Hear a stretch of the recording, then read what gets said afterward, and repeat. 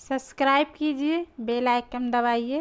Video पसंद आए तो लाइक कीजिए, शेयर कीजिए। 5000 वर्ष की तपस्या के बाद अब मुक्ति तो नहीं मिली, लेकिन उसी को लोगों ने मुक्ति समझ लिया। क्यों? जब इंजीनियर डॉक्टर का मास्टर नहीं मिला तो कक्षा 10 पास करने वाला ही कहा हमारी पढ़ाई पूरी हो गई। आगे का उन भेद न पाया, सतगुरु बिन सब धोखा खाया। जिनको संत नहीं मिले तो रिद्धि सिद्धि में ही कुछ चमत्कारिक शक्तियां मिल गई। चमत्कारिक शक्तियां का मतलब जैसे पानी बरसा देना। पानी बरस रहा है, ऐसे हाथ ऊपर किया, पानी रुक गया। ऐसे हाथ किया, मुर्दा उठकर खड़ा हो गया। लोग का इससे बड़ी शक्ति। एक मुर्दा कोई खलीलाबाद में जिंदा कर दे कि आपको प्रचार करने की जरूरत है, पूरा खलीलाबाद उसी दिन चेला बन जाएगा। अरे इतने बड़े मुर्दा जिंदा कर दिया। लेकिन तब समस्या क्या हो जाएगी? पूजा पाठ खत्म। अरे चलो महाराज जी के पास तो मुर्दा जिलाने वाली मशीन है, वहाँ मुर्दा जिलाने वाली मशीन है, मथुरा में मुर्दा जिलाया जाता। इन्हीं लोगों की भीड़ मच जाएगी, सत्संग वत्संग तो सब पीछे हो जाएगा और आखिर एक दिन तो मरने पड़ेगा। फिर मरेंगे कहीं, फिर महाराज जिला दीजिए, फिर मर गए महाराज हमारा जिला दीजिए। तब इसी धंधे में, और ये जन्म मरण तो ईश्वर का की रचना है, इसलिए इसमें कोई इंटरफियर करना भी नहीं चाहिए। ये स्वतः क्रिया प्राकृतिक है, इसको चलने देना चाहिए। महापुरुष अमर होने की विद्या बताते। इस शरीर तो अमर नहीं हो सकता है, आप आत्मा अमर हो। आत्मा को जगाकर चल रे हंसा अमर लोक के, छोड़ो ये संसारा हो। ये संसार काल भय राजा, भरम का जाल पसारा हो। आप अमर देश में चलो, आपकी आत्मा अमर लोक में पहुंचकर सदा सदा के लिए अमर। अमर माने जन्म मरण से छूट जाएगी। जन्म मरण तो शरीर का विषय है, आत्मा का तो है नहीं। लेकिन इसी शरीर के नाते जन्म मरण में आत्मा को पिलना पड़ता, कष्ट क्लेश उठाना पड़ता है। कर्म विधान में, कभी नरक में, कभी गाय में, बैल में, कुत्ता में, बिल्ला में। इस पचड़े से महात्मा जीव को निकालना चाहते, लेकिन कभी कभी जब इसका पूरा ज्ञान नहीं होता, कुछ रिद्धि सिद्धि वाले साधु महात्मा चमत्कारिक शक्ति लेकर बस चेला चप्पड़ बनाने लगते हैं और उनके भी 10-20 हजार चेला बन जाते हैं। और यही लोग बाद में धोखा खाते हैं। जैसे पूंजी कम है और दान देने लगे बांटने, अब सब पूंजी खत्म, कहीं से आय है नहीं और जितना जेब में था सब बांट डाला, आमदनी हुई नहीं। एक दिन जेब खाली हो गया तब चाय पीने के लिए भी पैसा नहीं बचता। इसी तरह से सागर नहीं है तो कितना बांटोगे आप? 1 लोटा, 1000 लोटा या कई हजार लोटा, और रोज बांटोगे खत्म हो जाएगा। इधर से बढ़ता जाए और तब बांटते जाओ, भरे निरंतर होए न पूरे। एक तरफ से पानी निकल रहा, इधर से पानी आ रहा, तब कभी नहीं खाली होगा। लेकिन रिद्धियां सिद्धियां इसी तरह जीव को धोखा देती। यही घटना देखो पराशर ऋषि के साथ हो गई। रिद्धि सिद्धि मिल गई, बड़े खुशी से घर की तरफ चले। आगे पड़ती है गंगा नदी। गंगा नदी के किनारे अब देख रहे हैं कि उस पार जाना। मल्लाह से नाव मांगते हैं। दोपहर का समय था, मल्लाह भोजन करने बैठा था। मल्लाह की 14 बरस की बेटी, जिसका नाम मच्छोदरी था। मच्छोदरी मल्लाह की बेटी। वो तो जो लोग नाव चलाते थे, मछली का काम करते थे, उनको आप मल्लाह, जिनको निषाद, केवट, अनेक नामों से। बाकी ये तो पैसे की जातियां हैं, आदमी तो एक ही था। शुरू में तो सब लोग एक, आज भी एक ही है। कोई लोहे का काम किया, लोहार हो गया। लकड़ी का काम किया, कारपेंटर हो गया। कोई चमड़े का काम करने लगा, चमार हो गया।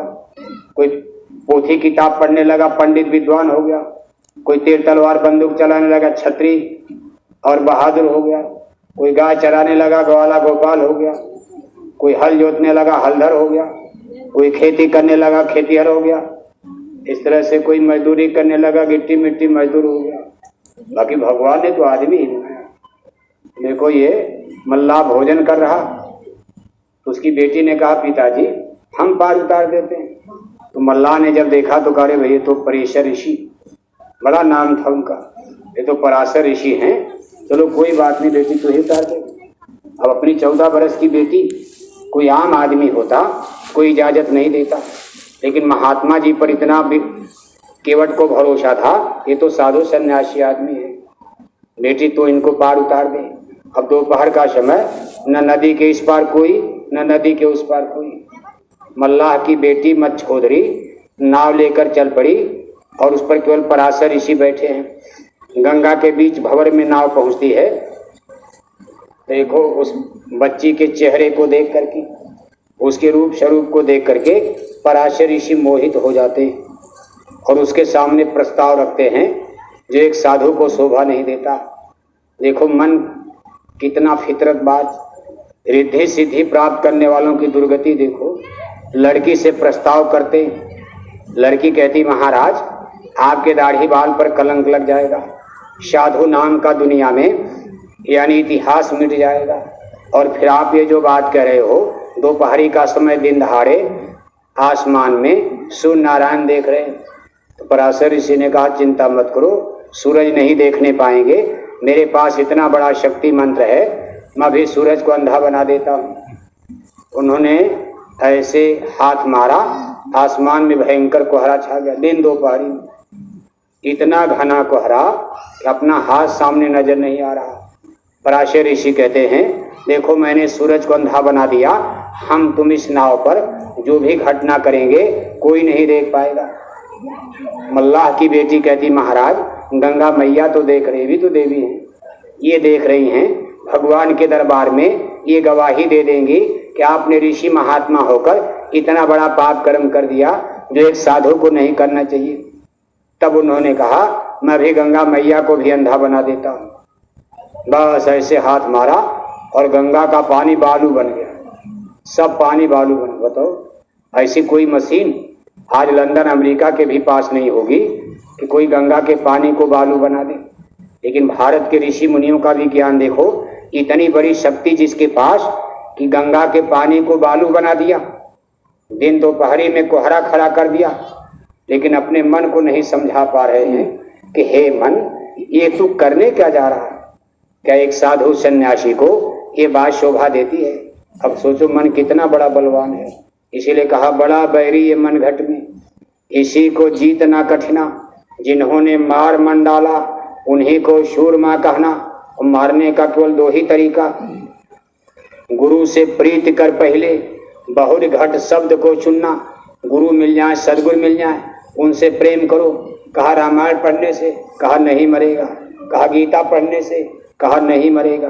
गंगा नहाने से, कहा गंगा नहाओगे नाम पड़ जाएगा बाबा गंगादास, लेकिन मन नहीं मरेगा। जमुना नहाते नहाते तिलक टीका लगाओगे, दाढ़ी बाल बढ़ेगा, जमुना किनारे कुटी बन जाएगी, नाम पड़ जाएगा बाबा जमुना दास, हजारों लोग आपके चेला बन जाएंगे, लेकिन तब भी मन नहीं मरेगा। कहा एक ही उपाय है, गुरु से प्रीत कर पहले, संत मिले, कोई सतगुरु मिले, उनसे प्यार करो, उनसे नाम की जड़ी मिलेगी। और इस नाम की जड़ी को छूकर पांचों नाग 2500 नागिन सूंघत गई मरी, गुरु ने मोहिदीन ही नाम जड़ी। ये नाम जड़ी नाम है केवल संत अधीना, संत बिना कोई नाम न चिन्हा, दुनिया में कहीं नहीं मिलेगा। हिंदू खोजते खोजते मर जाएंगे, मंदिर में नहीं मिलेगा। ये नाम की जड़ी बूटी मुसलमान खोजते थक जाएंगे, कहीं मस्जिद में नहीं मिलेगा, एक काबा में नहीं मिलेगा, हरिद्वार में, प्रयागराज में, बद्रीनाथ केदारनाथ, चारों धाम में और सारी पुरियों में, काशी अयोध्या कहीं नहीं मिलेगा। ये न किताब में मिलेगा न पन्ने में मिलेगा। नाम है केवल संत अधीना, संत बिना कोई नाम न चिन्हा।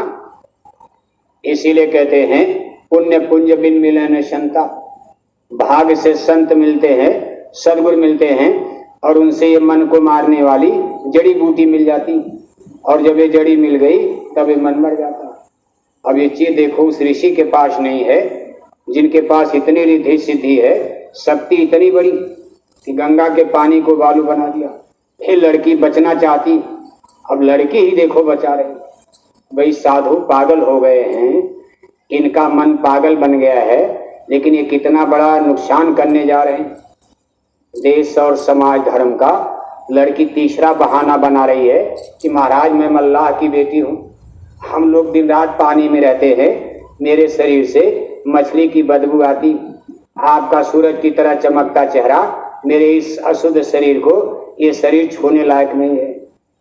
तो उन्होंने कहा मेरे पास इसका भी मंत्र है। ऐसा मंत्र मारा कि जोजन गंधा नाम पड़ गया।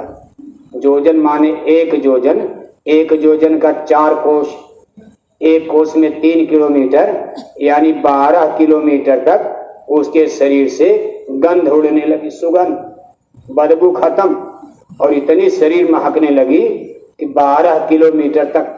अब उस समय तो किलोमीटर नहीं था, जोजन चलता था, मील। कभी एक जोजन माने आज 12 किलोमीटर, यानी अगर वो यहाँ बैठी है तो 12 किलोमीटर तक मालूम पड़ता था कहीं फूल की क्यारियां सजी हैं और सुगंध आ रही। तब पराशर ऋषि कहते अब देखो लड़की मजबूर हो जाती है और तब तक नाव किनारे पहुंच जाती, और ऋषि अपने मन को रोक नहीं पाए और घटना हुआ घट जाती है जो एक साधु महात्मा को शोभा नहीं देती। इसी गर्भ से आगे चल करके वेदव्यास जी ने जन्म लिया है। वेदव्यास जिनका इतिहास में नाम पढ़ते हो, चूंकि एक ऋषि का खून था इसलिए व्यास जी का जन्म होता। आगे यही मच्छोदरी मल्लाही, अब इनका एक नाम पड़ गया जोजन गंधा, जिसके ये नहीं खत्म हो गया, शरीर भी सुंदर और शरीर से सुगंधि उड़ने लगी। थोड़े दिन के बाद